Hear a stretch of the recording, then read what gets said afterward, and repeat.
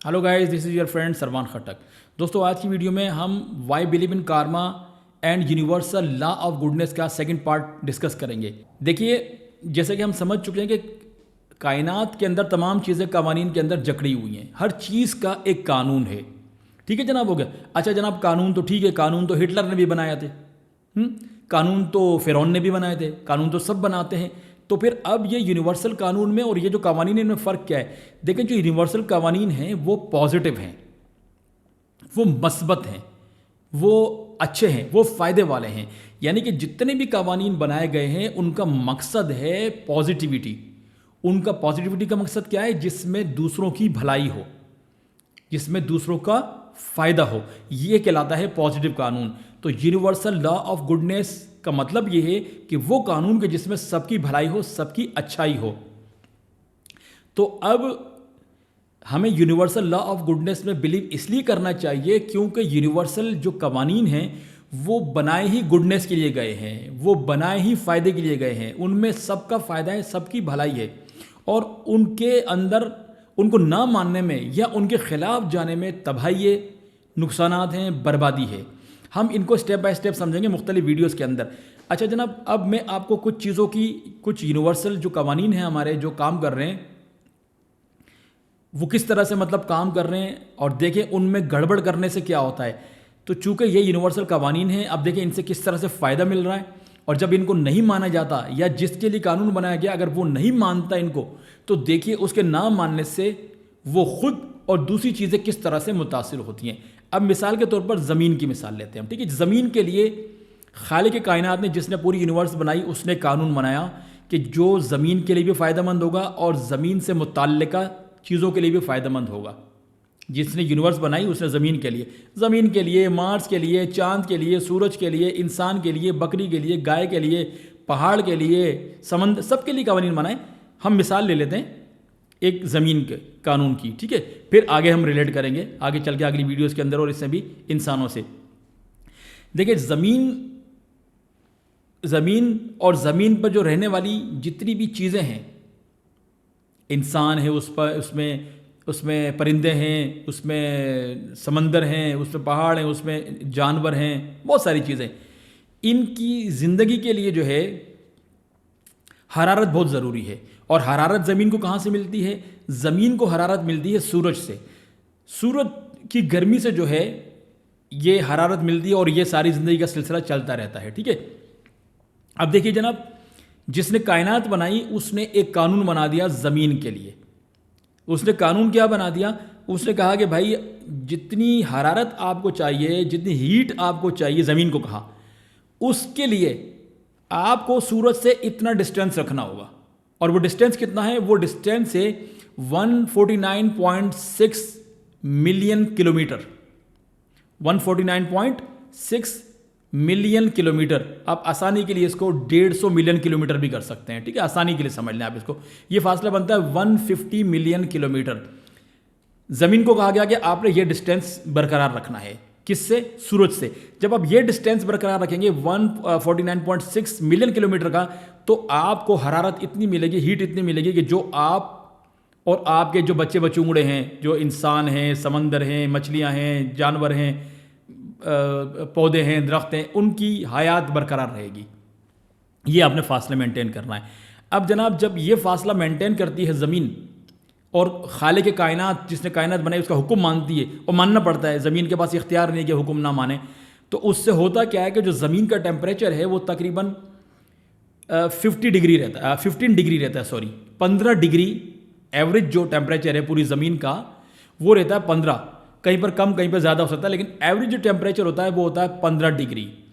अब 15 डिग्री का टेम्परेचर जो है वो ज़मीन के लिए बेहतरीन है, कहीं थोड़ा कम, कहीं थोड़ा ज़्यादा। लेकिन अब फ़र्ज़ कर लें कि ज़मीन को इंसान की तरह इख्तियार मिल गया। इंसान को तो इख्तियार है ना, कानून माने ना माने। तो जब वो नहीं मानेगा तो उसको भी ऐसी तबाही आएगी जैसे ज़मीन को तबाही आती है। कैसे? मिसाल के तौर पर ज़मीन कहती है कि भाई नहीं, मैं तो नहीं मानती, मैं क्या करूँगी, मैं जो है, मैं थोड़ा सा करीब हो रही हूँ सूरज के। जिस तरह इंसान अपनी अपनी कर रहा होता है ना, मैं इंसानों ही की बात कर रहे हैं, कार्मा इंसानों की ज़िंदगी की बात हो रही। तो फ़र्ज़ कर लें ज़मीन इंसानों वाली हरकतें शुरू कर देती है, वो कहती है नहीं, मैं तो थोड़ा सा करीब हो रही हूँ। अब वो कहती मैं 5% करीब होना चाहती हूँ ज़मीन के। जब वो ज़मीन से 5% सूरज से करीब हो जाएगी ज़मीन, तो जब ज़मीन और सूरज का फासला 5% कम हो जाएगा तो ज़मीन का जो एवरेज टेम्परेचर है 15 डिग्री, ये एवरेज टेम्परेचर 15 से बढ़ के हो जाएगा 45। ये हो जाएगा एवरेज टेम्परेचर हो जाएगा 45। जब ये टेम्परेचर हो जाएगा 45 तो अब ज़मीन का जो सारा निज़ाम है वो दरम बरम हो जाएगा। ज़मीन का जो टेम्परेचर है वो बहुत सी जगहों पर इतना बढ़ जाएगा कि वो नाकाबिले बर्दाश्त हो जाएगा।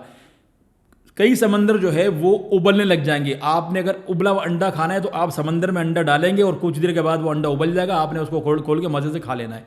यानी समंदर उबलने लग जाएंगे। हीट जो है वो इतनी ज़्यादा बढ़ जाएगी।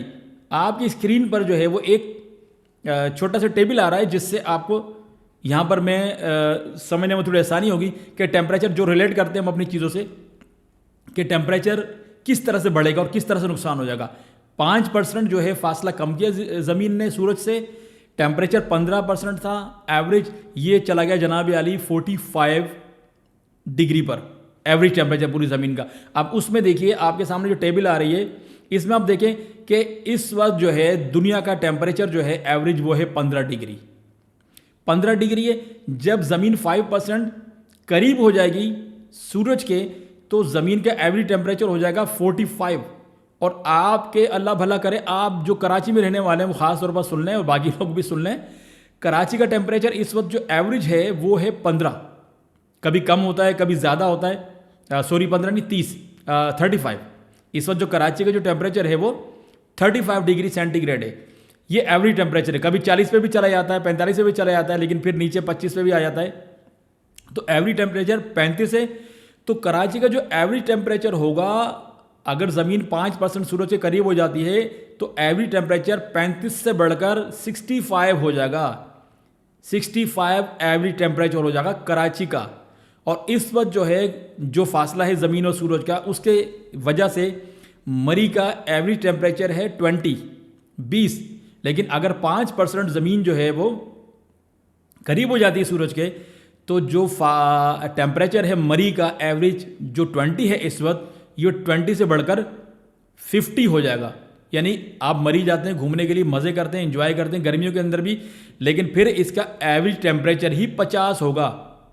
यानी कभी वो 50 से भी बढ़ जाएगा और कभी वो 50 से थोड़ा नीचे आ जाएगा, लेकिन जिसको अब एवरेज निकालेंगे तो वो 50 होगा। 50 उसका एवरेज टेम्परेचर हो जाएगा मरी का। तो अगर मरी का टेम्परेचर एवरेज 50 हो जाएगा, कराची का 65 हो जाएगा, तो भाई मुल्तान वाले और लाहौर वाले और जो हैं जैकबाबाद वाले वो खुद अंदाज़ा लगा लें कि अगर कराची का 65 होगा तो उनका यकीनन जो है वो मेरे ख्याल में 70-80 तक चला जाएगा और ज़िंदा रहना तकरीबन नामुमकिन हो जाएगा। थर का जो हमारा थर का डेजर्ट है उसका जो एवरेज टेम्परेचर इस वक्त होता है वो होता है 40। ये चला जाएगा 70 पर। 70 टेम्परेचर होगा किसका? थर का। और ये नाकाबिले बर्दाश्त होगा यकीनन, मुझे कहने की ज़रूरत नहीं है। इसी तरह से जो है वो नॉर्थ पोल का इस वक्त जो एवरेज टेम्परेचर है वो -10 होता है, ये 20 हो जाएगा। और इसी तरह से जो है वो बहरे हिंद का जो है वो यानी इंडियन ओशन का जो है वो 25 ही 58 पर चलेगा। लेकिन चलें उससे हम रिलेट नहीं कर पाएंगे। आप कराची, मरी और थर का टेम्परेचर देख लें। कराची का 65 हो जाएगा, मरी का 50 हो जाएगा और थर का आपका हो जाएगा 70 डिग्री सेंटीग्रेड। ये जनाब हो गया आपका एवरेज टेम्परेचर अगर 5% ज़मीन जो है वो सूरज के करीब हो जाती है तो। अब फर्ज करते हैं कि ज़मीन बोलते हैं कि नहीं यार करीब नहीं हो रही भाई, मैं दूर हट रही हूँ, थोड़ा सा दूर हट। इंसान की तरह वो भी मनमानी शुरू कर देती है। जिस तरह इंसान कवानीन को नहीं मानता है यूनिवर्सल, वो भी कहती है मैं नहीं मानती भाई, मैं दूर जा रही हूँ। अब अगर ज़मीन सूरज से 5% डिस्टेंस बढ़ा लेती है तो अब जो ज़मीन का एवरेज टेम्परेचर है 15, ये 15 टेम्परेचर जो होगा ये चला जाएगा जनाब आली -10 पर। ज़मीन का जो एवरेज टेम्परेचर हो जाएगा वो 15 डिग्री सेंटीग्रेड है, ये चला जाएगा -10 पर। अच्छा जनाब ये चला गया जब -10 पर, तो -10 पर जाने से होगा क्या? पहले आप समंदर में अंडा उबाल रहे थे, अब जनाब आप समंदर में अंडा नहीं उबालेंगे, अब आप उसके अंदर वो जो बर्फ़ पे चलने वाला गेम होता है ना, वो मेरे जहन से उसका नाम निकल गया। अब आप उस पर घूम फिर सकते हैं, आप समंदर पे घूमिए, अब समंदर बर्फ़ बन जाएगा। यानी इतनी ठंडक हो जाएगी कि बहुत सारे समंदर जो बर्फ़ बन जाएंगे और समुद्री हयात भी ख़त्म हो जाएगी, और ज़मीन के मुख्तलिफ़ मकामात पर इतनी ठंड हो जाएगी कि इंसान के लिए ज़िंदा रहना मुश्किल हो जाएगा।